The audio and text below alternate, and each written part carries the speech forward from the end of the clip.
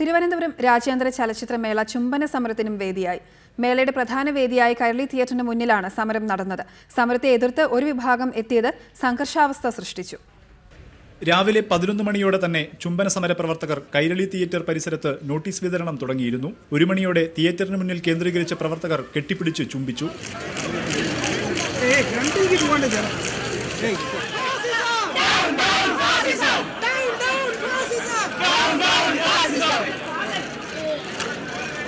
ഫാസിസത്തെ സ്നേഹം കൊണ്ട് നേരിടുകയാണ് ലക്ഷ്യമെന്ന് സമരപ്രവർത്തകർ പറഞ്ഞു.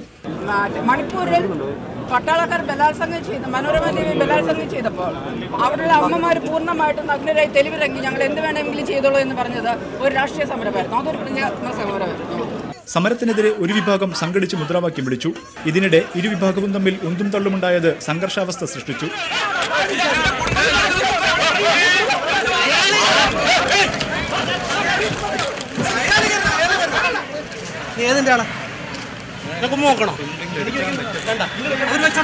സമരത്തെ എതിർത്ത് സംഘർഷമുണ്ടാക്കിയ ചിലരെ പോലീസ് സ്ഥലത്തുനിന്ന് മാറ്റി.